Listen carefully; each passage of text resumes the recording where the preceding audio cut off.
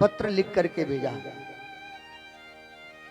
ये पत्र है, ये मेरी मैया को देना, ये गोपियों को देना, मेरे सखाओं को देना,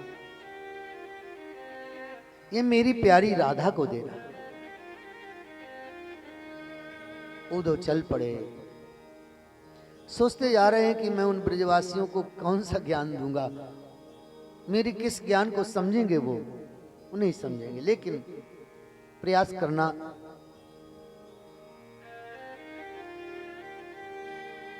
और कृष्ण से उद्धव ने कहा कि कृष्ण, हम एक दिन से ज्यादा नहीं रुकेंगे, केवल एक दिन रुकेंगे। कृष्ण बोले जाओ तो उद्धव, तुम एक दिन रुकोगे कि एक वर्ष रुकोगे, वो तो समय बताएगा। उद्धव जी चल पड़े। और ब्रज की तो भैया ऐसी दशा है जिसका वर्णन नहीं कर सकता है कोई।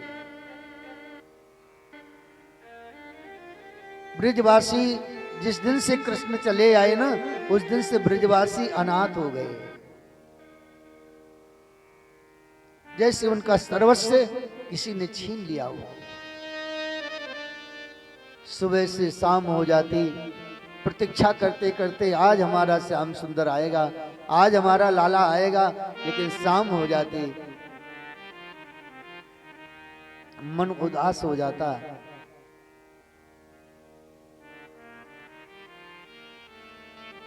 फिर रात्रि भर सोचते रहते, कोई बात नहीं, आज नहीं आया कल जरूर आएगा। ये आशा है उन्हें, क्योंकि कृष्ण कह गए हैं कि हम अवश्य आएंगे, और कृष्ण कह गए हैं तो अवश्य आएंगे हमारे कृष्ण।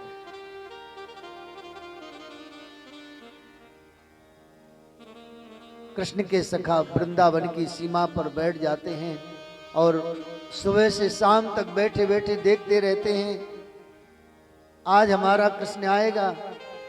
और जब शाम हो जाती ना, तो जाते अपनी अपनी माताओं की गोद में जाके गिर पड़ते और बिलक बिलक कर रोने लगते, आज भी हमारा कृष्ण नहीं है। माताएं समझाती, चिंता मत करो बेटा, आज नहीं तो कल अवश्य आएगा। फिर उसी उत्साह के साथ प्रातः काल फिर जाकर के उसी सीमा में बैठ जाते। ये नित्य का नियम बन गया था। अब मैया यशोदा की तो ऐसी दशा हो गई थी कि देखते देखते मां की आंखों की रोशनी ही खत्म हो गई। कोई भी आए उससे तुरंत बैठा करके खिलाती पिलाती, पूछती कहां जा रहे हो भैया। वो अगर कह देता मैं मथुरा जा रहा हूं, तो मैया इतना संदेश देती, इतना संदेश देती कि देवकी से ऐसा कह देना, देवकी से ऐसा कह देना। संदेशो देवकी सो कहियो, संदेशो देवकी सो कहियो, संदेशो देवकी सो कहियो, संदेशो देवकी सो कहियो।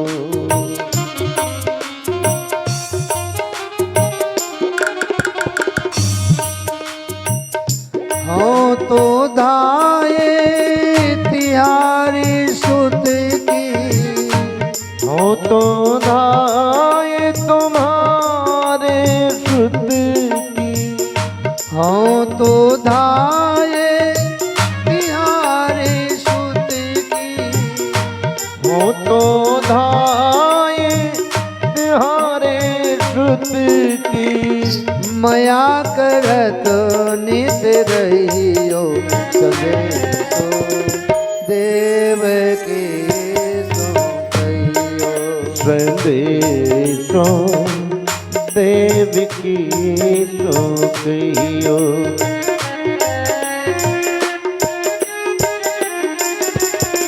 मैया कहती है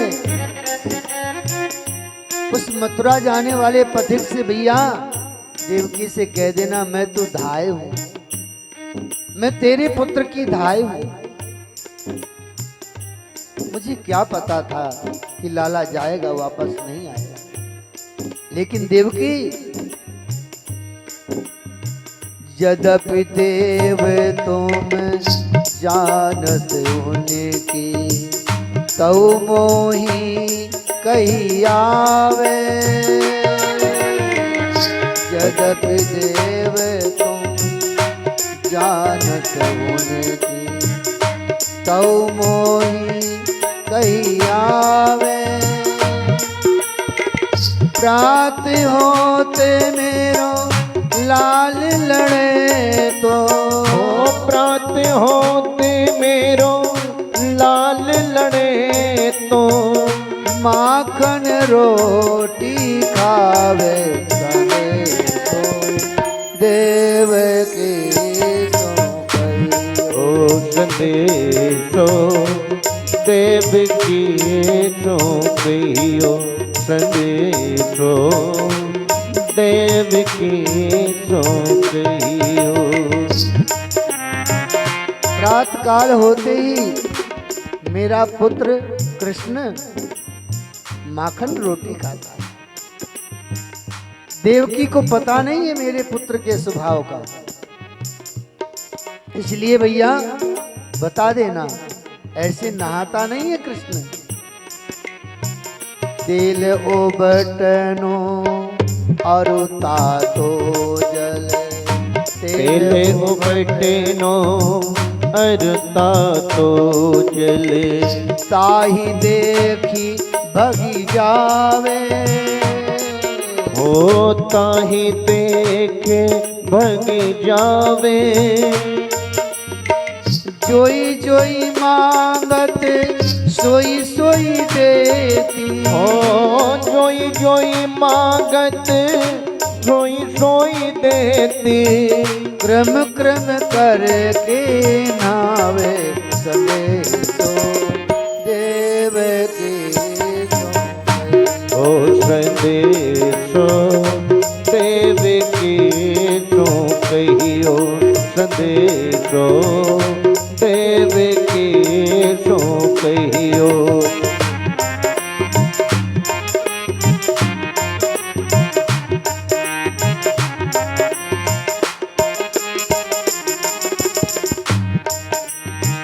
सूर पथिक सुन मोही रात दिन, सूर पथिक बोले रात दिन। मैया यशोदा कहती है, हे पथिक मुझे रात दिन बड़ी चिंता रहती। किस बात की चिंता रहती है? कि मेरा लाला बड़ा संकोची है। सूर पथिक सुने मोही रात दिन, सूर पथिक सुने मोहि रात भरे। बढ़ो रात सो, हो पड़ो रहते हैं वो। मेरो अलग लड़े तो मोहन, मेरो अलग लड़े तो मोहन। हुए करत सकोच सदे तो, देव की सो कही। संदेशो देव की सो कहियो,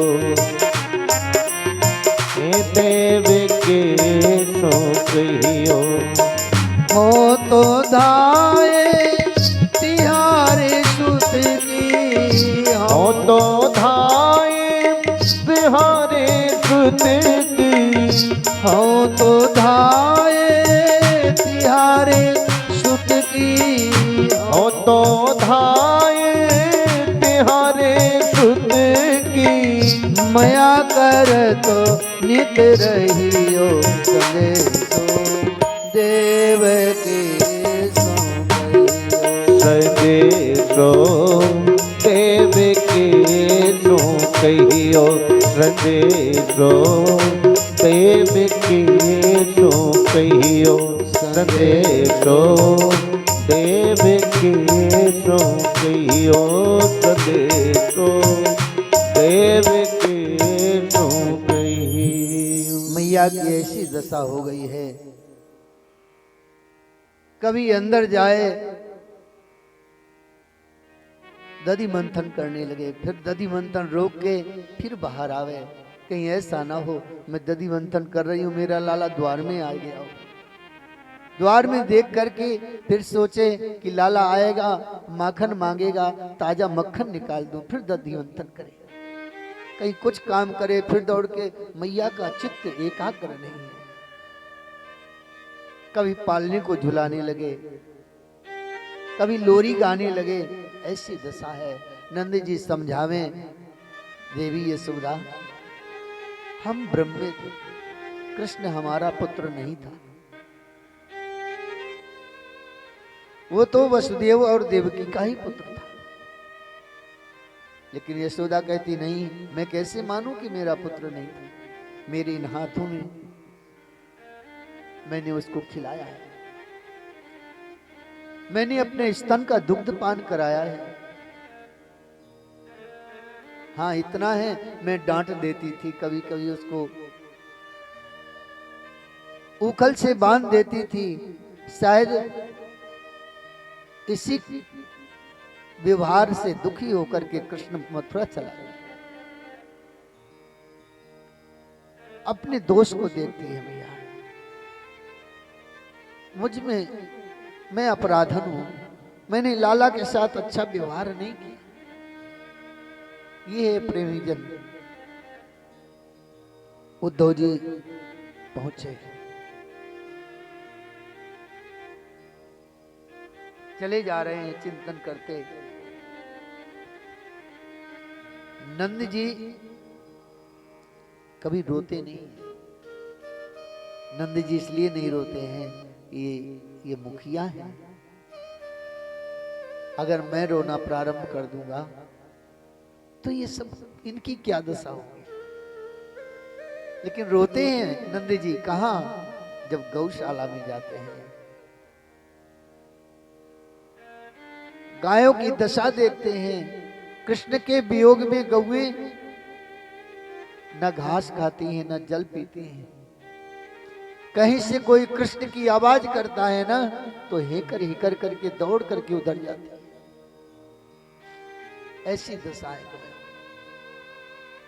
और वहां कृष्ण को नहीं पाती हैं, पछाड़ खा करके गिर पड़ती हैं गौएं। नंद जी गौशाला में जाते हैं और कृष्ण की उस गायों की दशा को देख करके फिर छिप करके रोते हैं। सारा वृंदावन कृष्ण के बिना उदास है। वृक्ष लताएं, कृष्ण जब जाते थे गौचारण करने तो वृक्ष इतने मस्ती में झूलते थे जैसे कोई पंखे की हवा कर रहा हो। पक्षी कलकल की ध्वनि से कृष्ण का आनंद मनोरंजन करते थे, आनंदित होते थे। लेकिन आज सब शांत हैं, न वृक्ष हिल रहे हैं, न पक्षी कुछ कलरव कर रहे हैं, सब शांत हैं। इतना ही नहीं, यमुना जी का जो जल है ना, उसमें तरंग नहीं उठती है, वो भी शांत हो गया।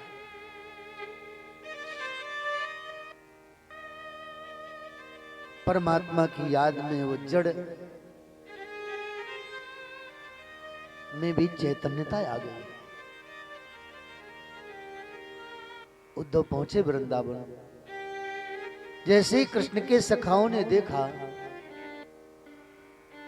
कृष्ण का रथ आया है, दौड़ते हुए गए, रथ के चारों तरफ खड़े हो गए, रथ में देख रहे हैं कृष्ण नहीं दिखाई दे रहे। उद्धव रथ से नीचे उतरे, अपना परिचय दिया, भैया मैं कृष्ण का सखा उद्धव, मथुरा से कृष्ण का संदेश लेके आया हूं। और एक पत्र निकाल करके कृष्ण के सखाओं को दिया।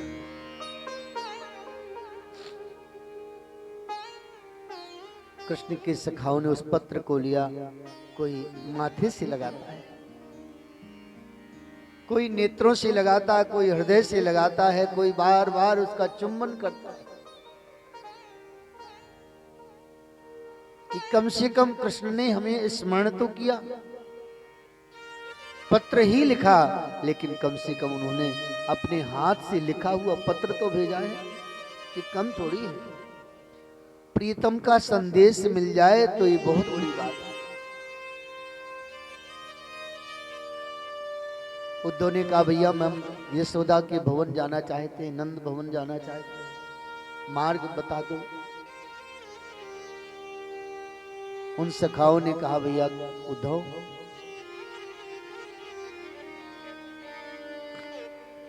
यशोदा के भवन जाने के लिए रास्ता पूछने की जरूरत नहीं है। क्यों? कृष्ण सखा बोले उद्धव, ये जो जल प्रवाहित हो रहा है ना, ये कोई नदी नहीं है, कोई नाला नहीं है। क्या है ये? बोले जब से श्री कृष्ण चले गए मथुरा, तब से कृष्ण की गौएं गौशाला में ही रहती हैं, रात दिन रोती रहती हैं, उनकी आंखों से अश्रु प्रवाहित होता रहता है। वो गायों के आंसू का ये जल प्रवाह अश्रु है। और इसी के किनारे किनारे उद्धव चले जाइए, आप मथुरा के भवन, यशोदा के भवन पहुंचा।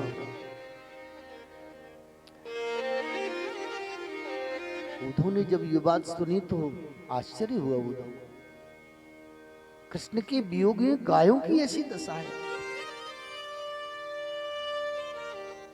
कृष्ण सखा उद्धव को हाथ पकड़ करके ले गए, यशोदा के भवन में पहुंचा दिया है उद्धव को। उद्धव से कहा उद्धव, यशोदा मैया को सुनाई नहीं देता है, दिखाई नहीं देता है, इसलिए उद्धव थोड़ा तेज आवाज में बताना, परिचय देना। उद्धव ने बड़ी जोर से आवाज करते हुए कहा मैया, मैं कृष्ण का सखा उद्धव मथुरा से संदेश लेकर आया। मैया को प्रणाम किया उद्धव ने। मैया यशोदा ने उद्धव से कहा भैया थोड़ा धीरे बोल, अभी अभी मेरा लाला कृष्ण सोया है और जग जाएगा, मुश्किल से सोया है। कभी चंदा मांगता है, कभी मक्खन मांगता है, कभी बहू मांगता है, बहुत परेशान करता है, मुश्किल से सोया है अभी अभी। उद्धव सोचने लगा कृष्ण तो मथुरा गए हैं, मैया कह रही है अभी अभी सोया है। उद्धव ने कहा मैया, कृष्ण तो मथुरा गए हैं। नहीं नहीं, मथुरा कैसे गया, पालने में अभी अभी मैंने सुलाया है। उद्धव का हाथ पकड़ा, मैया लाला का दर्शन कराने के लिए पालने के पास गई, और जैसे खाली पालना देखा, मैया धराम से पृथ्वी। उद्धव ने संभाला मैया, अरे मैं तो पागल हो गई हूं, मेरा कृष्ण मथुरा गया है। मैया को संभाला उद्धव ने, और मैया उद्धव से संदेश पूछने लगी। उद्धव बेटा एक बात बता, मेरा लाला, मेरा कृष्ण दुबरा तो नहीं हो गया? देवकी माखन मिश्री खिलाती है ना, मेरा लाला गर्म जल से स्नान करता था, क्या गर्म जल से स्नान कराती है? बड़ा संकोची था कृष्ण। मथुरा के लोग क्या जाने कृष्ण के स्वभाव को।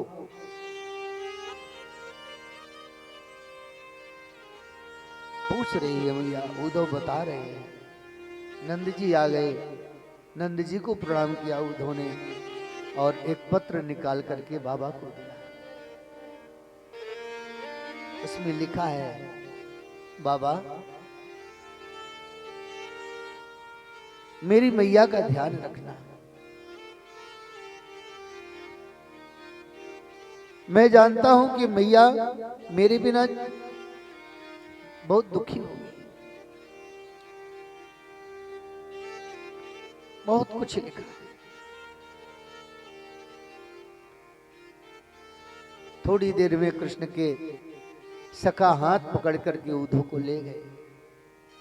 गोपियों ने देखा, गोपियों उद्धव को ले गई। और वहां ले गई जहां पर कदली वन में राधा रानी विराजमान। राधा के पास राधा एक भंवरे से वार्ता कर रही है। एक भंवरा राधा के चरणों में आता है और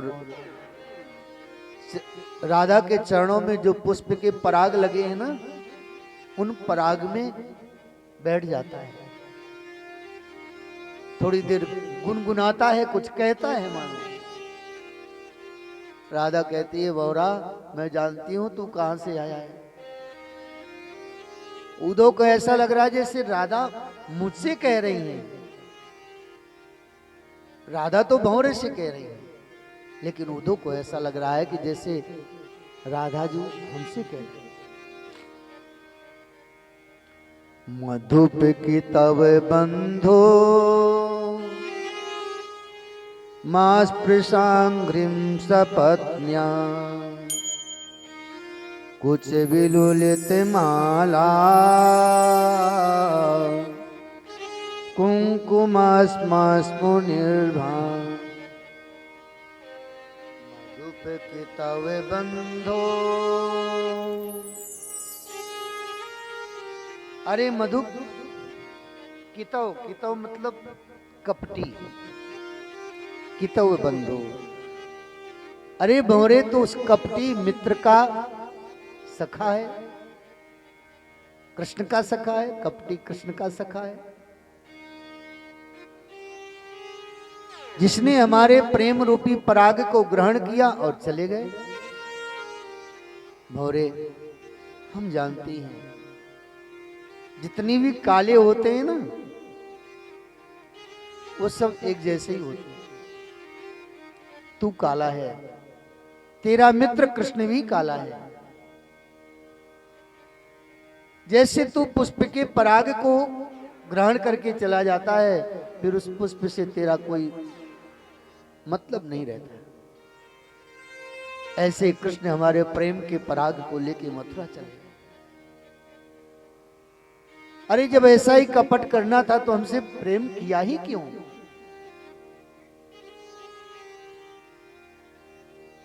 सकृद धर सुधाम स्वाम मोहनीं पाययित्वा सुमनस इव सद्य तत्यजेस्मान् भवाद्र परिचरति कथं तत् पाद पद्मं तु पद्मा यपिबत हृत चेता उत्तम श्लोक जल्पै। अरे लक्ष्मी ने क्या बिगाड़ा था? रात दिन उनके चरण की सेवा करने वाली लक्ष्मी,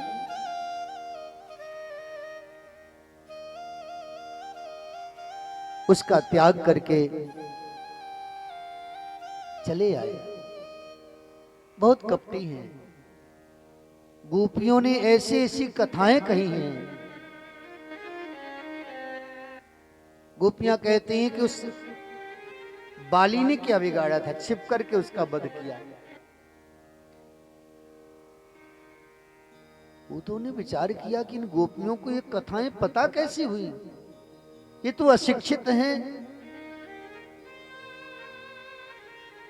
अब उद्धव की ज्ञान की ग्रंथि खुल रही है।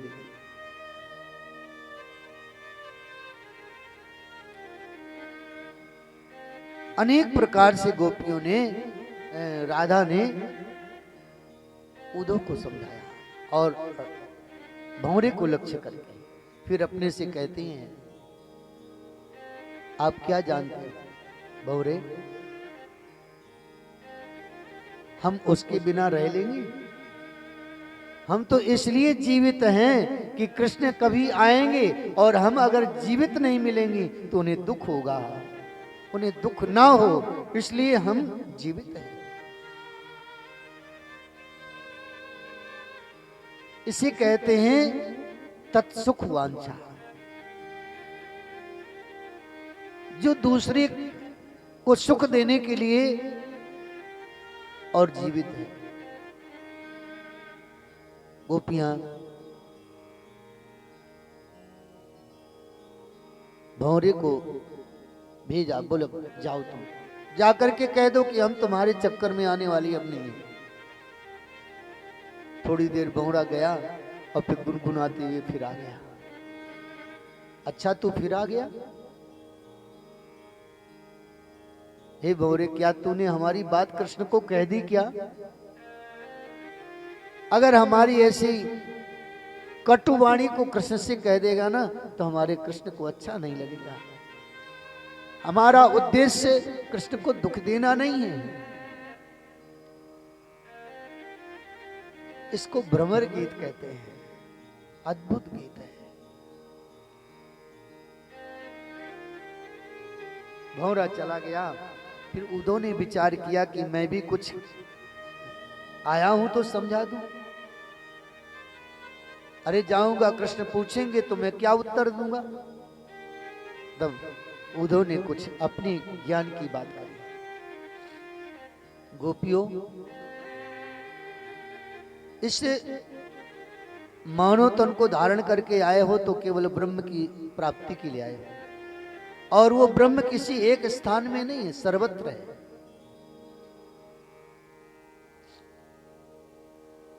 तुम कृष्ण के लिए इतना क्यों रो रही हो, तड़प रही हो? अरे उस ब्रह्म की उपासना करो जिस ब्रह्म का कहीं अभाव नहीं है, जो सर्वत्र है, जिस ब्रह्म का कभी वियोग नहीं होता है। योग के माध्यम से आसन पहले सिद्ध करो, फिर अपने प्राणवायु को कंट्रोल करो,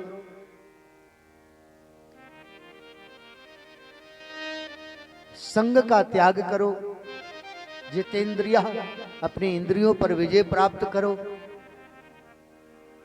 ध्यान करो उस ब्रह्म का। अनेक प्रकार से योग के साधन बताए उद्धव ने, लेकिन गोपियां कहने लगी, उद्धव एक बात बताओ भैया, आपकी बात हम मान लेते हैं, लेकिन मन हमारा नहीं है ना हमारे पास। हमारे पास एक मन था, वो कृष्ण के साथ में रहता है। उद्धव मन ना भये 10 बीस, एक हूँ तो सो गयो श्याम संग, को आराधे ईस। उद्धव मन ना भये 10 बीस। उद्धव एक ही मन है, वो मन सदैव कृष्ण के साथ में रहता है। अब हमारे पास रहे मन, तब तेरे ब्रह्म की आराधना में लगाए, मन है ही नहीं हमारे पास। और उद्धव एक बात बताओ, जब तुम कहते हो कि ब्रह्म सर्वत्र है, तुम में ब्रह्म, हम में ब्रह्म, सारे जगत के कण कण में ब्रह्म, तो जब तुम्हें इस बात का ज्ञान है कि तुम भी ब्रह्म, हम भी ब्रह्म, सब ब्रह्म, तो फिर ब्रह्म को ब्रह्म की उपदेश कैसा? हम भी ब्रह्म, तो आप ब्रह्म, हम ब्रह्म, तो एक ब्रह्म को दूसरे ब्रह्म का उपदेश कैसा? अरे कोई ब्रह्म के अलावा कोई दूसरा हो तो उपदेश दिया जाए। जब सब ब्रह्म ही ब्रह्म है तो ब्रह्म का ब्रह्म को उपदेश कैसे? उद्धव सोचने लगा, ये तो महान ज्ञानी है गोपियां, कृष्ण कह रहे थे कुछ नहीं जानती। और एक बात बताएं उद्धव, आप क्या सोचते हैं, संयोग में ही सुख होता है? उद्धव, हम तो ऐसा मानते हैं कि वियोग में ज्यादा सुख होता है। प्रियतम वियोग में एक सेकंड के लिए भी दूर नहीं जाते हैं अपने प्रेमी से। संयोग में तो मिल गए, अब मिल गए, चलो खा पी करके फिर आएंगे, फिर बैठेंगे महाराज जी के पास, यही होता है। लेकिन जब वियोग होता है तो सोने में भी प्रियतम का दर्शन होता है, जगने में भी प्रियतम का दर्शन होता है, एकांत में भी प्रीतम की याद आती है, रोते हैं। यानी प्रीतम के बिना एक सेकंड भी आपका समय व्यर्थ नहीं जाता है उद्धव। इसलिए हम ये मानते हैं कि संयोग से वियोग अच्छा है। जब कृष्ण रहते थे तो हमें मन में ये विश्वास था कि कृष्ण गौचारण करने गए हैं, आ जाएंगे, सुबह गए शाम को आ जाएंगे, फिर दर्शन करेंगे। तो बीच का जो समय था हम अपने गृह कार्य में लगा देते थे और उस समय कृष्ण का स्मरण भी नहीं रहता था। लेकिन अब तो उद्धव ऐसी स्थिति आ गई है कि रात दिन कृष्ण ही कृष्ण दिखते हैं हमें, उनके सिवा कुछ नहीं है। बहुत अच्छा ज्ञान दिया गोपियों ने उद्धव को, और गोपियों के प्रेम को प्राप्त करके उद्धव जो नीरस थे वो सरस हो गए। ज्ञानी जब तक प्रेम के रस में न डूबे तब वो सरस नहीं होता। जैसे कोई आप रसगुल्ला बनाते हैं और खाली रसगुल्ला खिलाओ किसी को, शीरा में न डालो तो कैसा लगेगा? लोग कहेंगे मूर्ख हो क्या, पागल तो नहीं हो गए, ये रसगुल्ला है। आनंद नहीं आएगा। और उसी को जब प्रेम के शीरा में डुबो दो ना तो रसगुल्ला आनंद देने लगेगा। ऐसे ज्ञान है, अच्छी बात है, लेकिन ज्ञान को प्रेम के सीरे में जब तक डुबोगे नहीं तब तक ज्ञान का कोई आनंद नहीं है, कोई रस नहीं। उद्धव ने ज्ञान प्राप्त किया, लेकिन प्रेमी गोपियों ने अपना प्रेम का ऐसा सीरा दिया कि उद्धव उसमें सराबोर हो गए, डूब गए, और इतना रस भर गया उद्धव के अंदर कि उद्धव का मन ही ना करे कि हम वृंदावन से बाहर जाएं। डूब गए उद्धव।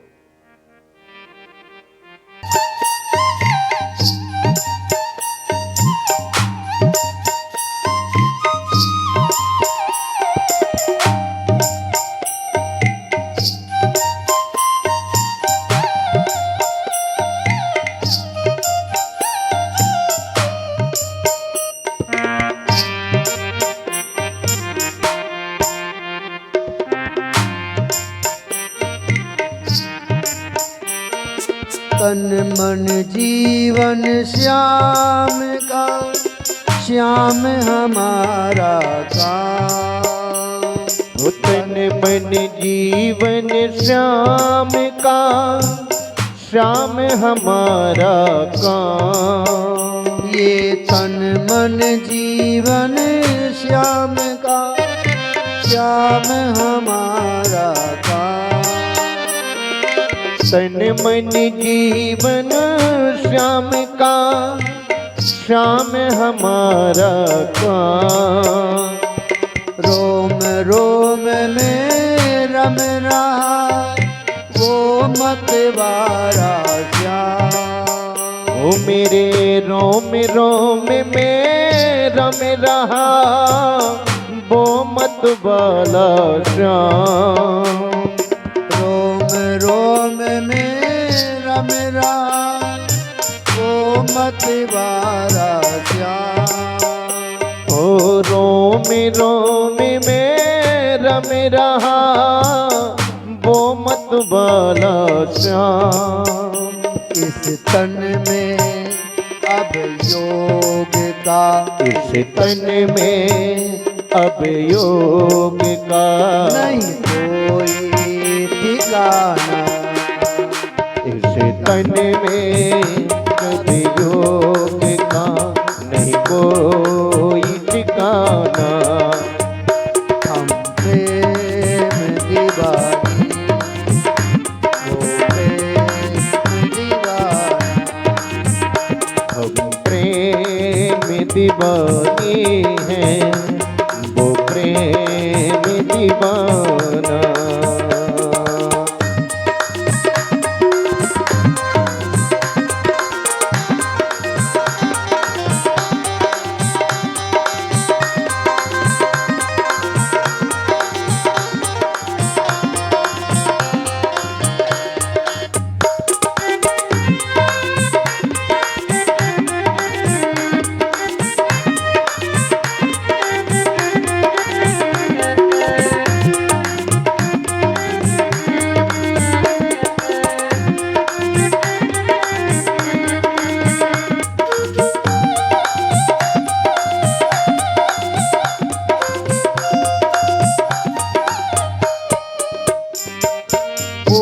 ऊधो तुम आसमान को जो हरि सन्मुख ले जाओ।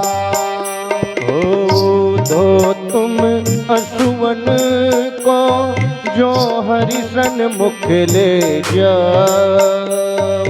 ऊधो तुम आसमान को जो हरि सन्मुख ले जाओ। ऊधो तुम असुवन को जो हरि सन्मुख ले जाओ। पूछे हरि कुशल तो चरणन में दियो चढ़ाओ। हरि पूछे हरि कुशल तो चरणों में दियो चढ़ा। कहियो जी इस प्रेम का, कहियो जी इस प्रेम का ये तुझ नजराना। कहियो जी इस प्रेम का ये तुझे नजराना। हम प्रेम दीवाने हैं, वो प्रेम दीवाना। प्रेम दीवानी है वो प्रेम दीवाना।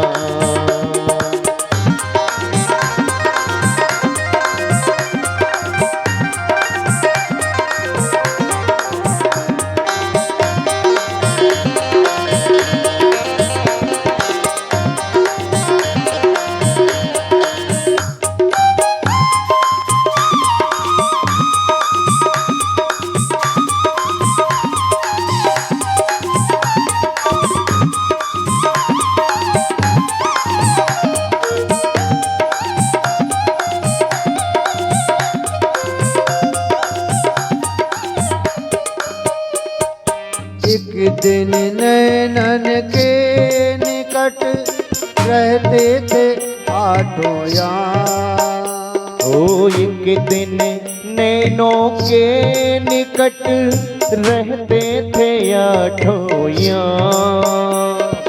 एक दिन नैनन के निकट रहते थे आठों यार। ओ एक दिन नैनों के निकट रहते थे आठों यार। बैठे हमें विसार के वो निर्मोही श्याम। अरे बैठे हमें बिसार के वो निर्मोही श्याम। बैठे हमें विसार के वो निर्मोही श्याम। ओ बैठे हमें बिसार के वो निर्मोही श्याम। ऊधो वो जमाना था, ऊधो वो जमाना था और ये भी जमाना। ऊधो वो जमाना था और ये भी जमाना। हम प्रेम दीवाने, वो प्रेम दीवाना। हम प्रेम दीवानी है वो प्रेम दीवाना।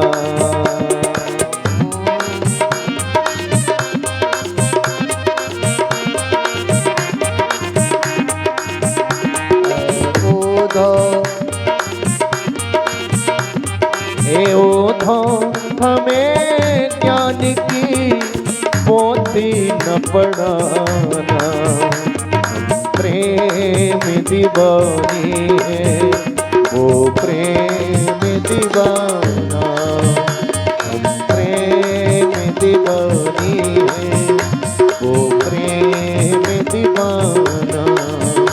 वो प्रेम दीवाना वो प्रेम दीवाना।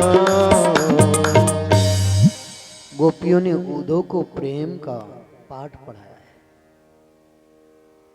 प्रेम के बिना संसार का कोई भी जीव सुखी नहीं रह सकता है। प्रेम के बिना कोई संबंध भी नहीं हो सकता है, बन सकता है। जितने भी संबंध सब प्रेम के संबंध से ही बने हुए हैं, जुड़े हुए हैं।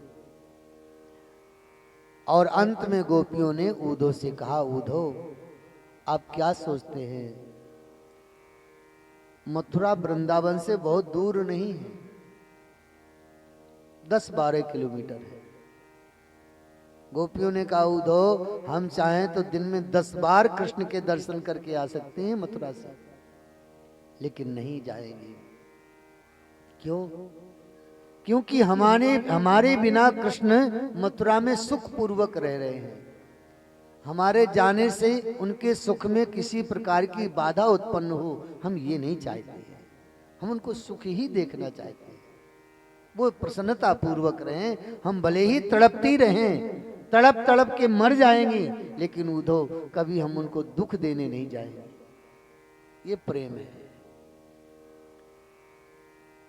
और कहते हैं, उद्धव सुधव है गए सुनि गोपिन के बोल, ज्ञान बजाई डुगडुगी प्रेम बजायो ढोल।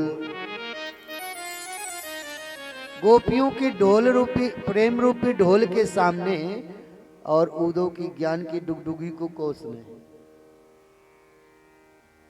और फिर उद्धव वचन दिया गोपियों को कि मैं कृष्ण को लेकर के आऊंगा। उद्धव ने गोपियों के चरणों में प्रणाम नहीं किया, गोपियों को प्रणाम नहीं किया। उद्धव ने गोपियों के चरण रज को प्रणाम किया है। और उद्धव कहते हैं, वंदे नंद ब्रजस्त्रीणाम पाद रेणु बभीक्षण सा, यासाम हरि कथोद्गीतम पुनाति भुवन त्रयम। धन्य है गोपियों जो निरंतर भगवान श्री हरि के पावन लीला चरित्र का गान करती रहती हैं, स्मरण करती रहती हैं। इनके चरण की जो धूल है वो तीनों लोकों को पावन करने वाली है।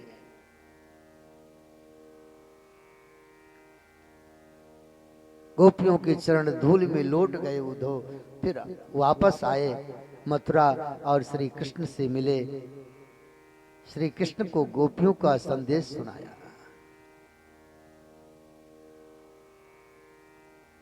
कृष्ण, गोपियां आपके बिना, शरीर है बस आप समझ लीजिए, शरीर में प्राण है और शरीर में कुछ बचा नहीं है। और वो भी जीवित इसलिए हैं कि शायद कृष्ण आएंगे और कृष्ण को हम अगर नहीं मिलेंगे तो कृष्ण दुखी होंगे। केवल आपके सुख के लिए वो जीवित हैं, उनके जीवित रहने का और कोई कारण नहीं है, बस यही है। भगवान कृष्ण ने उद्धव से कहा, उद्धव जरा आंखें बंद करो। उद्धव ने आंखें बंद करी और जब आंखें खोली तो पूरा वृंदावन देखा, राधा रानी बगल में। उद्धव ने कहा, कृष्ण ये क्या? बोले, कृष्ण बोले, यही सत्य है। हम ब्रजवासियों के बिना नहीं रह सकते उद्धव। वो ब्रजवासी मेरे बिना नहीं रह सकते, मैं उनके बिना नहीं रह सकता। जो मुझे जैसा भजता है उसको मैं वैसा ही भजता हूं। यथा माम प्रपद्यन्ते तां तथैव भजामि हम। जो जैसा मुझे भजता है वैसा मैं उसको भजता हूं। फिर भगवान कृष्ण ने मथुरा में और लीला करी है। कंस की जो पत्नियां थी अस्ति और प्राप्ति,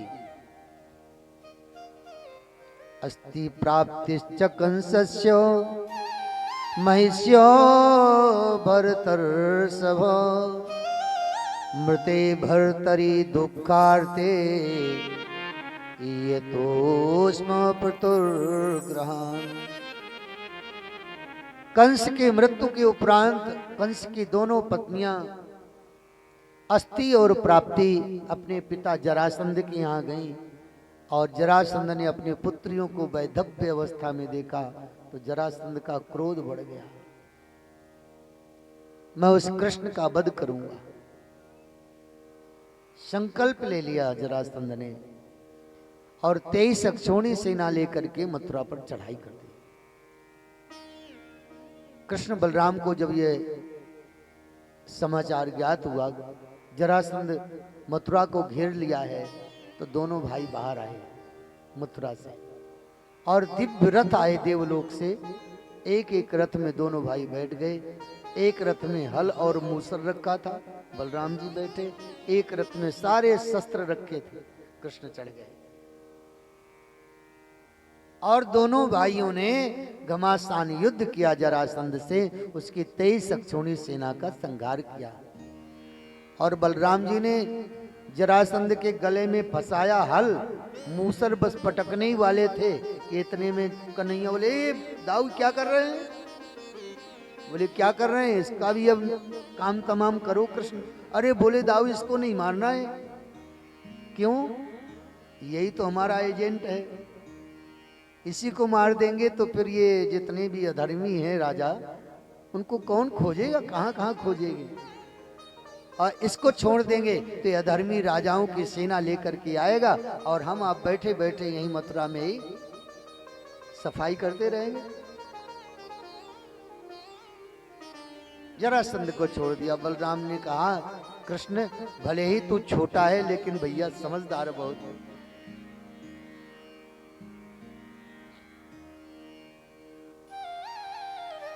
फिर 23 अक्षौणी सेना लेकर के आए जरासंध। 17 बार मथुरा पर चढ़ाई करी है जरासंध ने और 17वें बार कृष्ण ने उसकी सेना का संहार किया है, जरासंध को नहीं मारा है।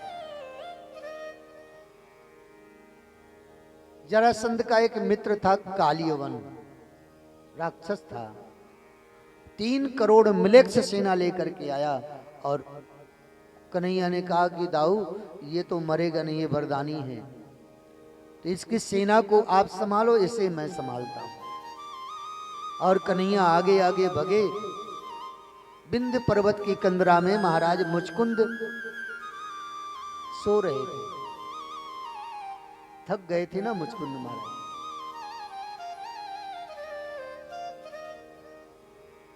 महाराज मुचकुंद जब देवासुर संग्राम हुआ तो देवताओं की तरफ से असुरों से युद्ध किया इन्होंने, घमासान युद्ध किया। ब्रह्मा जी बहुत प्रसन्न भये, बोले बेटा तुमने बहुत बड़ा कार्य किया है, तुम थक गए हो, जाओ विश्राम करो और कच्ची नींद में जो तुम्हें जगा देगा उस पर दृष्टिपात आपकी होगी और वो भस्म हो जाएगा। कन्हैया ने कहा कि यही एक जगह अच्छी है इस कालियवन को मारने के लिए। बस वहां घुस गए उसी गुफा में और अपना पीतांबर मुचकुंद महाराज के ऊपर डाल दिया, छिप गए। कालियवन गया अंदर, जाकर के देखा कि अरे पीतांबर उड़ के सोया है, नाटकी ढोंगी कहीं का। एक लात मार दी कालियवन ने, जैसे लात मारी मुचकुंद महाराज को जग करके बैठ गए और उसकी तरफ देखा, जल करके भस्म हो गए। कृष्ण निकल के बाहर आए। मुचकुंद महाराज ने जैसे कृष्ण को देखा चरणों में लौट गए, प्रभु आप। बोले बस अब आप यहाँ मत रहिए, अब आप जाइए बद्रिकाश्रम, वहां जाकर के तपस्या करिए। इधर श्याम सुंदर कृष्ण ने विचार किया ये जरासंध बार बार मथुरा पर चढ़ाई करता है, अब हमें कुछ और लीला करनी पड़ेगी। विश्वकर्मा को बुलाया और कहा देखो समुद्र के बीच में एक 16 योजन की सुंदर सी द्वारिका बनाओ, सोने की द्वारिका।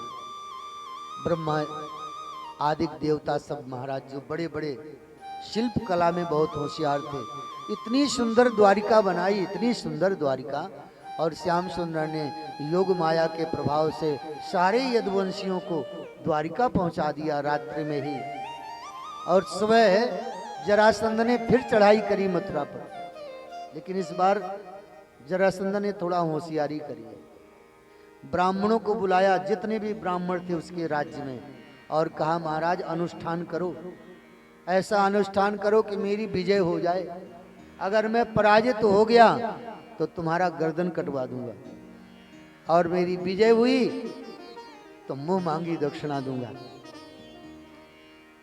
ब्राह्मण तो जानते थे जरासंध महान अधर्मी है, जीत जाएगा तो भी नहीं छोड़ेगा। ब्राह्मणों ने विचार किया, अब तो लगता है हमारी मृत्यु सुनिश्चित है, क्योंकि इसको जीतना है नहीं है। 2-4 ब्राह्मणों को भेजा गया कृष्ण के पास, हे यदुनंदन, आपके हाथ में हमारा जीवन है, अब आप चाहें तो बच जाएंगे और नहीं चाहेंगे तो मर रहे हैं, मरेंगे, क्या करेंगे। श्याम सुंदर कृष्ण को करुणा आ गई। ब्राह्मणों को कहा जाओ तुम लोग, और यहाँ जरासंध पुनः चढ़ाई करी मथुरा पर। कृष्ण बलराम ने उस जरासंध से युद्ध नहीं किया इस बार। कन्हैया ने कहा दाऊ अब युद्ध नहीं करेंगे, अब भगेंगे हम लोग। दाऊ बोले कृष्ण तुम्हें लज्जा आनी चाहिए, हम क्षत्रिय होकर के युद्ध में पीठ दिखा के भगेंगे। कृष्ण बोले दाऊ देखो, अगर एक भी ब्राह्मण मारा गया हमारे कारण, तो दाऊ हमारे अवतार लेने का जो उद्देश्य है वो व्यर्थ चला जाएगा। हम ब्राह्मणों की रक्षा के लिए आए हुए हैं, और हमारे कारण ब्राह्मण का वध हो ठीक नहीं है। हमें संसार कुछ भी कहे, लेकिन हम ब्राह्मण को दुख में नहीं जाने देंगे। कृष्ण बलराम भगे पीछे पीछे, जरासंध खदेड़ते हुए खड़ा रहे, ग्वारिया भगोड़ा तमाम प्रकार से गाली देते हुए जरासंध पीछे पीछे जा रहा है। आगे आगे कृष्ण बलराम भगते चले जा रहे हैं, और प्रवर्षण पर्वत में चढ़ गए दोनों भाई। जरासंध ने देखा कि प्रवर्षण पर्वत में चढ़ गए, चारों तरफ लकड़ी का टाल लगवाया, इसने आग लगवा दिया, इस पर्वत में ही जल करके समाप्त हो जाएंगे। लेकिन कृष्ण बलराम को जरासंध जानता ही नहीं। कृष्ण बलराम ने लगाई छलांग, समुद्र में कूदे और द्वारिका पहुंच गए। जरासंध को पता ही नहीं चला कि कृष्ण बलराम जीवित हैं। यहाँ रेवत के पुत्र ककुदमी की पुत्री रेवती का विवाह बलराम जी के साथ हो गया। बड़े धूमधाम से विवाह हुआ बलराम जी के साथ। श्याम सुंदर कृष्ण भी विचार करने लगे, अब हमारा भी ब्याह हो जाए तो ठीक है। ब्याह ऐसा चीज है कि जो खाए सो पछताए, जो ना खाए सो पछताए। बोलो जय श्री कृष्ण।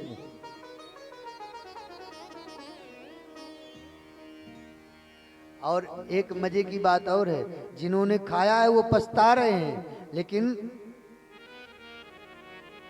माने जिसका ब्याह करते हैं ना, उसमें खूब नाचते हैं कि उसको ये आभास ना हो कि पछताना पड़ रहा है। इतना नाचेंगे, इतना उधम मचाएंगे कि दूल्हा को ये पता ना चले कि ये दुख का समय आ रहा है मेरे जीवन में। और जब विवाह होकर के आएगा, फिर कहेंगे अब तू जाने तेरा काम जाने। फिर बेचारा वो भी जैसे एक अंधों की टोली जा रही थी, अंधों की टोली,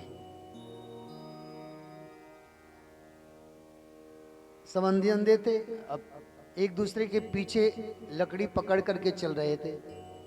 आगे वाला अंधा गड्ढे में गिर गया, तो उसके पीछे वाला बोला भाई क्या बात है। वो सोचा कि देखो हम तो गिर ही गए, ये क्यों बच रहा है। बोले कोई बात नहीं, आओ, अच्छा है, रास्ता ठीक है। वो भी गया तो वो भी गिर गया उसी गड्ढे में। अब वो सोचे कि देखो हम तो गिर ही गए, ये काहे को। ऐसे ऐसे सब अंधे उसमें गिर गए। वही स्थिति होती है समाज की भैया। हर कोई जानता है कि दुख मिलता है ब्याह के बाद, मिलता है कि नहीं मिलता है। अब तुम लोग थोड़ी बताओगे।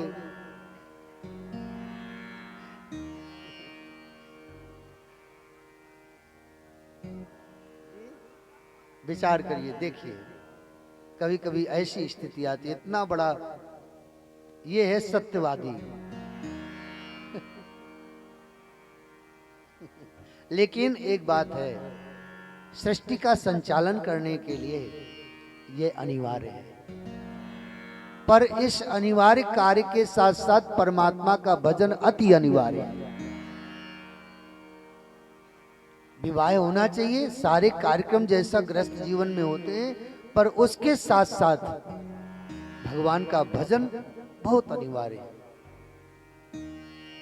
अगर भजन को जोड़ देंगे गृहस्थी से तो आपका गृहस्थी बिगड़ेगी नहीं, कभी झगड़ा नहीं होगा, कभी आपको ऐसा लगेगा कि नहीं कि ये गृहस्थ जीवन बड़ा क्लेश युक्त है। आपको आनंद आएगा जब हम परमात्मा को दरकिनार करके और फिर उस गृहस्थ जीवन का आनंद लेना चाहते हैं, तब वह गृहस्थ जीवन हमारे लिए बहुत परेशानी का कारण बन जाता है।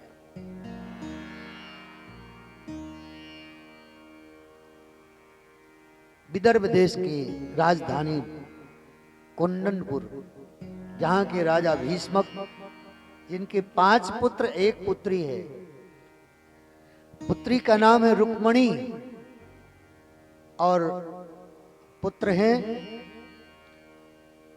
सबसे ज्येष्ठ पुत्र है रुक्मी।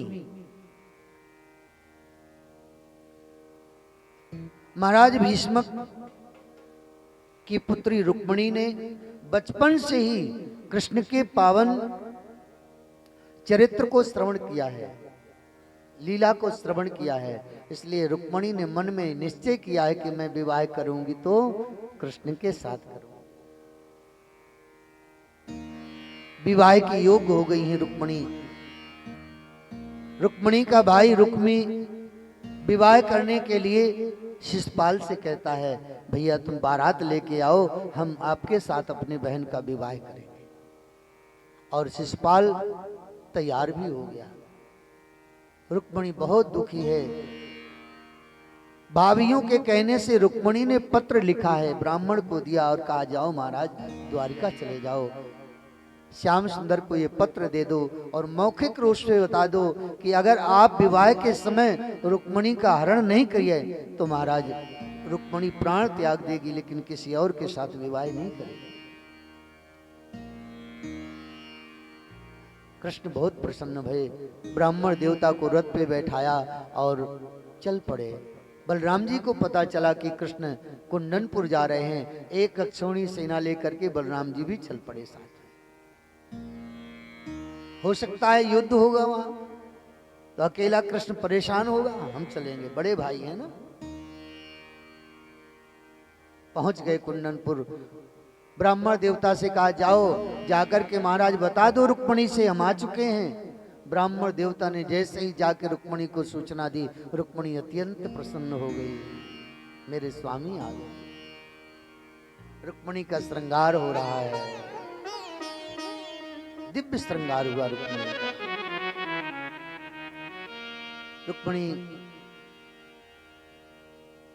के हाथों में मेहंदी लग रही है, रुक्मणी मस्ती में गा रही है, आओ मेरी सखियों मुझे मेहंदी लगा दो, आओ मेरी सखियों मुझे मेहंदी लगा दो, मेहंदी लगा के मुझे इतनी सजा दो, मेहंदी लगा के मुझे इतनी सजा दो, मुझे श्याम सुंदर की दुल्हन बना दो, ओ मुझे श्याम सुंदर की दुल्हन बनाए दो, श्याम सुंदर की दुल्हन बना दो।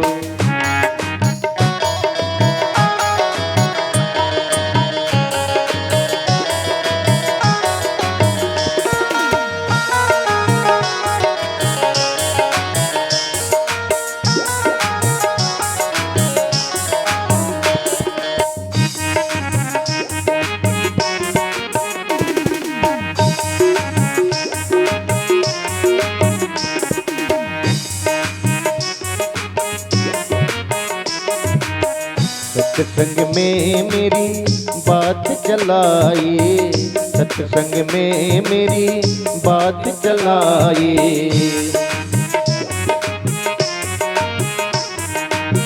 सत्संग में मेरी बात चलाई, सत्संग में मेरी बात चलाई। सतगुरु ने मेरी कीन रे सगाई, सतगुरु ने मेरी कीन सगाई।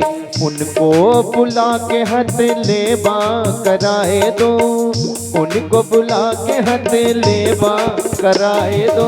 मुझे श्याम सुंदर की दुल्हन बनाए दो, मुझे श्याम सुंदर की दुल्हन बनाए दो।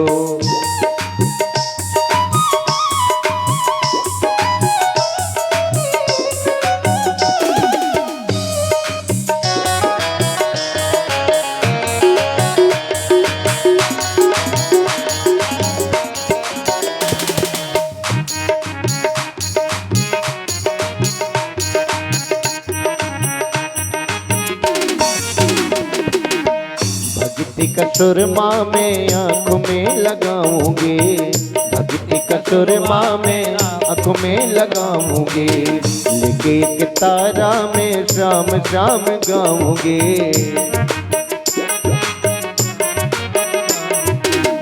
लेके एक तारा में शाम शाम गाऊंगी, लेके एक तारा में शाम शाम गाऊंगी। आज मेरी मोतियों से मांगे भरा दो, आज मेरी मोतियों से मांगे भरा दो। मुझे श्याम सुंदर की दुल्हन बनाए दो, मुझे श्याम सुंदर की दुल्हन बनाए दो।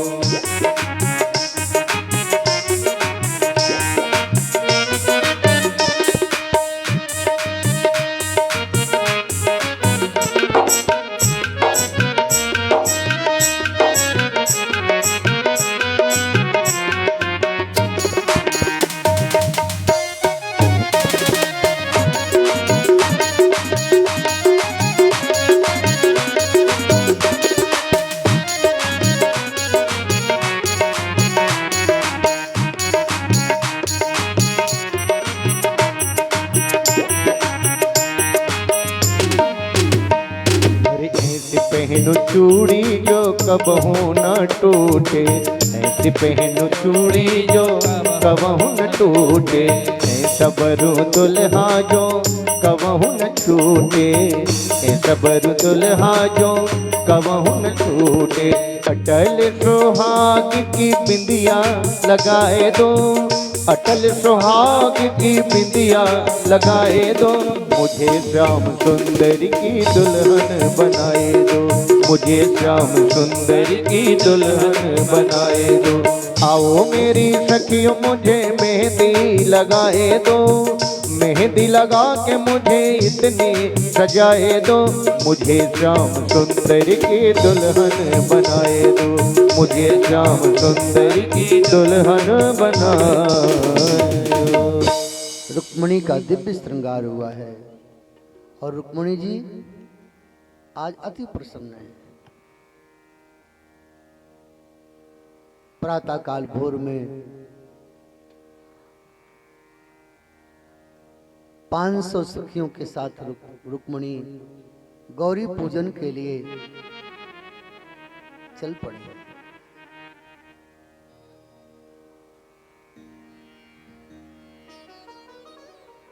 गौरी का पूजन कर रही हैं रुक्मिणी और गौरी माँ की प्रतिमा में श्याम सुंदर का दर्शन कर रही हैं।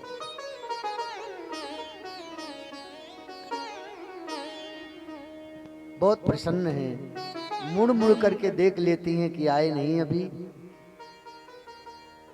ऐसा तो नहीं मार्ग के थके हुए चल करके आए हैं, सो गए हो, निद्रा लग गई हो।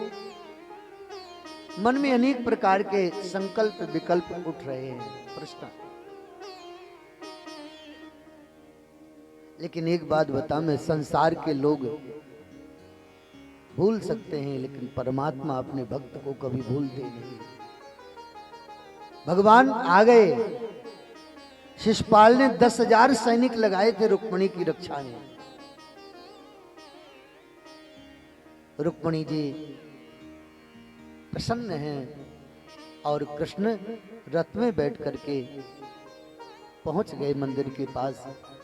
शिशुपाल के सैनिकों ने देखा कृष्ण को, देखते ही सैनिक भूल गए कि हम आए किस लिए हैं, रुक्मणी की रक्षा के लिए आए हैं। लेकिन सैनिक देख रहे हैं श्याम सुंदर के माधुर्य छवि को। कोई कहता है देखो जी इनकी आंखें कितनी सुंदर हैं, कोई कहता है इनके बाल तो देखो कैसे घुंघराले काले काले बाल हैं, कोई कहता है इनकी मुस्कान तो देखो कितनी दिव्य मुस्कान है, कोई कहता है इनकी बांसुरी तो देखो देखने में इतनी सुंदर लगती है, जब बजती होगी तो गजब करती होगी। सब भगवान की सुंदरता को देख रहे हैं और श्याम सुंदर रुक्मणी की तरफ देख रहे हैं। कहाँ है रुक्मणी? और रुक्मणी जी ने जैसे ही देखा श्याम सुंदर को, बस गौरी माँ को प्रणाम किया। माँ आपने मेरे हृदय की अभिलाषा को आज पूर्ण कर दिया। श्याम सुंदर गए, रथ से उतरे, मंदिर में गए और रुक्मणी को गोद में उठा दिया। यह है परमात्मा के भजन का, परमात्मा के प्रति प्रेम का परिणाम, कि परमात्मा आपको गोद में उठा के ले जाएंगे। रुक्मणी को गोद में ले लिया श्याम सुंदर ने, ले जाकर के रथ में बैठा दिया। और एक सैनिक कह रहा है देखो जोड़ी कितनी गजब की है। रथ चलने लगा, एक कहने लगा इसके घोड़े तो देखो क्या गजब की चाल चलते हैं। सब श्याम सुंदर के सौंदर्य को देखते रहे। अंत में एक ने कहा ये बताओ हम आए किस लिए थे? रुक्मणी की रक्षा के लिए। बोले तो रुक्मणी जी? बोले वो तो चली गई, तो अब क्या करेंगे?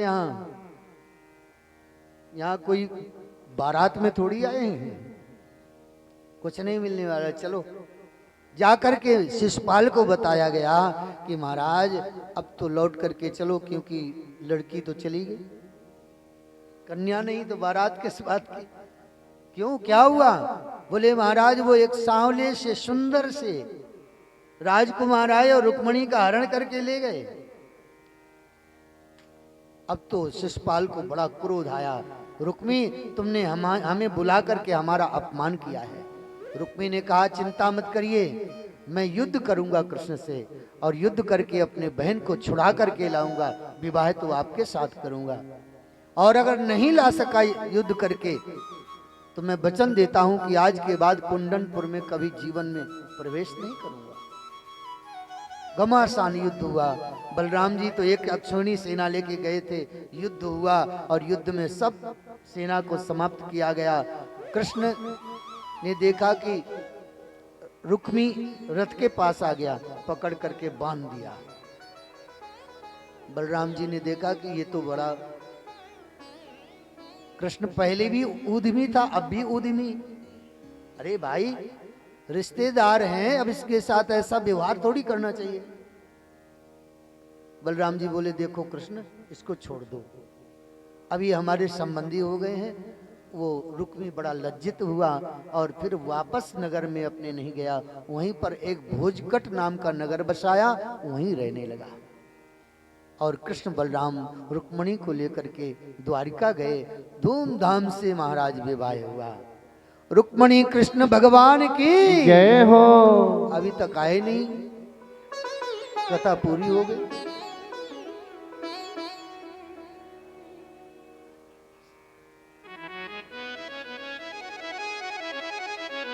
कहीं सो तो नहीं गए?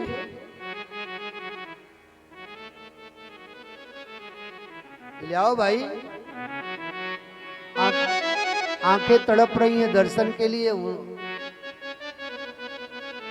श्री रुक्मणी कृष्ण की जय हो। श्री रुक्मणी कृष्ण की जय हो। ओ बन गई बन गई बन गई बिहारी जी में बन गई तुम्हारी बन गई बिहारी जी मैं बन गई तुम्हारी।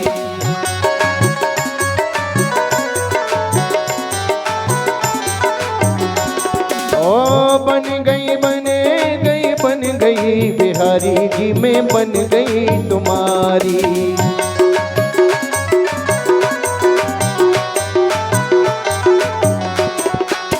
मैं हूँ तेरे माथे की बिंदिया, मैं हूँ तेरे माथे की बिंदिया। अरे तुम हो मेरे माथे की बिंदिया, तुम हो मेरे माथे की बिंदिया। मैं हूँ चमक तुम्हारी बिहारी जी मैं बन गई तुम्हारी। ओ बन गई बिहारी जी मैं बन गई तुम्हारी।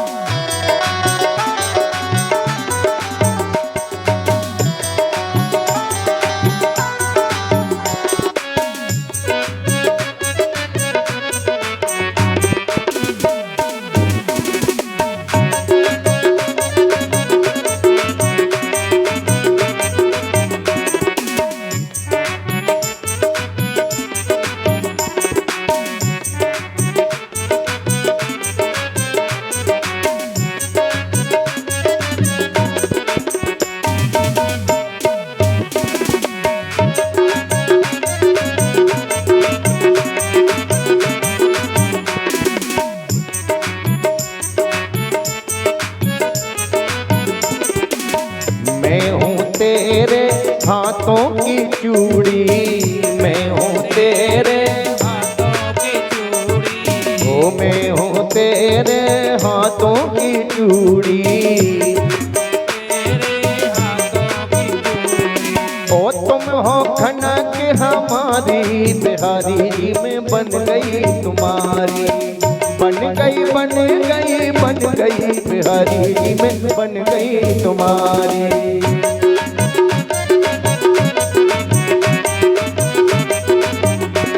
ऐसे नहीं, देखिए ये ठाकुर जी की शादी है, जगत के पिता की। संसार वालों की शादी नहीं है कि डीजे में नाच के एक जोड़ी कपड़ा यूं ही खराब हो गए। दोनों हाथ उठाइए सभी भक्त, माताएं बहनें भाई बंधु सब, दो ही हाथ उठा को मीठी मीठी तालियां ठोकर चलो और पर आनंद लो ठाकुर जी की शादी को। सभी हाथ ऊपर, ठंडी भी मिट जाएगी। हो मुझे अपनी ही दुल्हन बना ले, शाम अपनी ही दुल्हन बना ले। और शाम तेरी दीवानी हुई मैं, मुझे अपनी ही दुल्हन बना ले। शाम तेरी दीवानी हुई मैं। ओ दीवानी दीवानी दीवानी दीवानी दीवानी, हाँ दीवानी दीवानी दीवानी दीवानी दीवानी। ओ मुझे अपने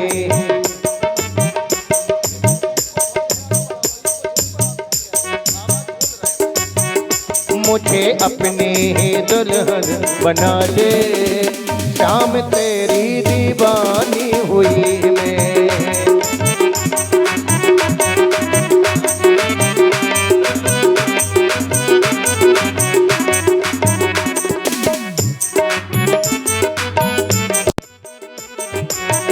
तेरे लिए मैंने बिंदिया सजाई, तेरे लिए मैंने बिंदिया सजाई। तेरे लिए मैंने नथनी मंगाई, ओ तेरे लिए मैंने नथनी सजाई। अब हाथों में शाम, हाथों में मेरे हाथों में मेहंदी लगा दे। शाम तेरी दीवानी हुई मैं, ओ मेरे हाथों में मेहंदी लगा दे। शाम तेरी दीवानी हुई मैं, मुझे अपनी ही दुल्हन बना ले। शाम तेरी दीवानी हुई मैं।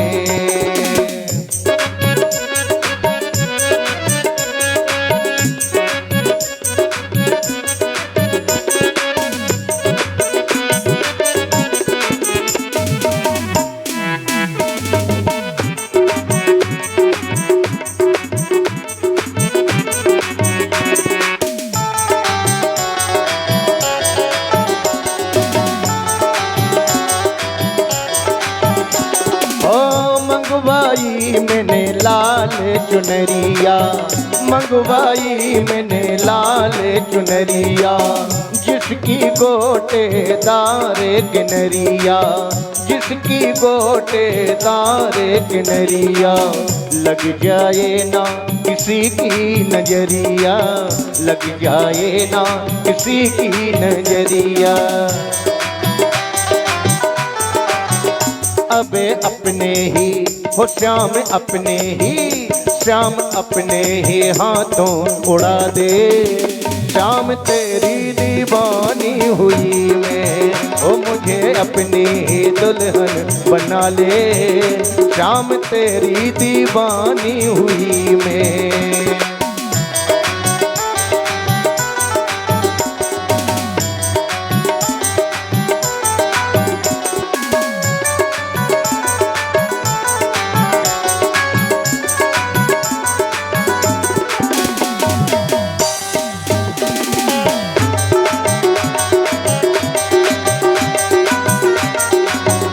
मुझे अपनी ही दुल्हन बना ले, श्याम तेरी दीवानी हुई मैं, मुझे अपनी ही दुल्हन बना ले, श्याम तेरी दीवानी हुई मैं, ओ श्याम तेरी दीवानी हुई मैं, श्याम तेरी दीवानी हुई मैं।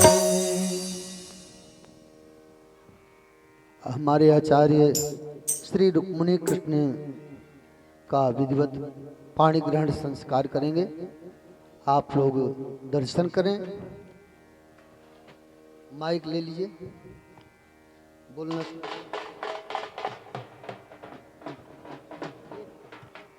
श्री राधे।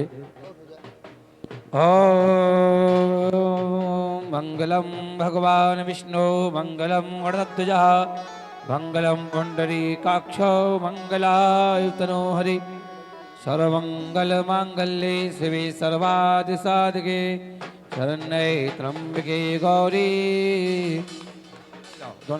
नारायणी नमस्तुते। सामने खड़े जानो लोग।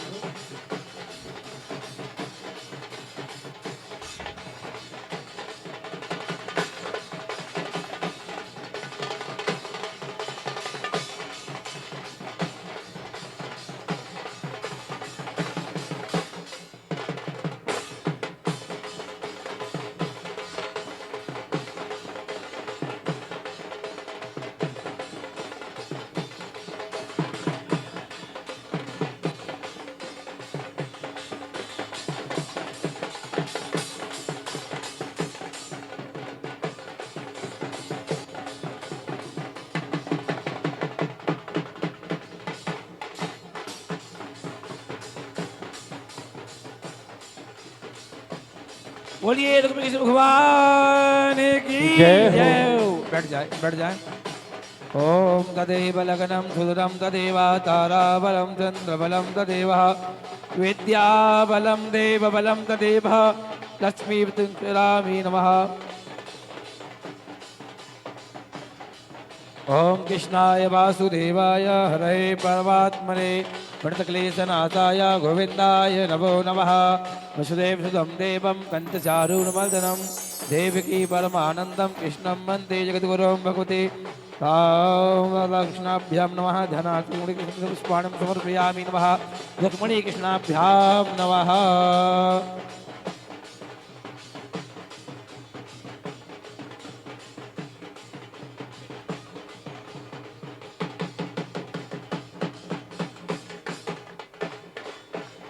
ओम स्वस्तिनः इन्द्रो सर्वाः स्वस्तिनः पूषा विश्ववेदाः स्वस्तिनः तारस्योऽष्टनेमिः स्वस्तिनो बृहस्पतिर्दधातु। थोड़ा थोड़ा थोड़ा सा नमस्कारांच संपूज्यं देवयामि नमः। ओम गन्धद्वारां दुराधरतां पुष्टामि श्रीं सर्वभूतानां धाम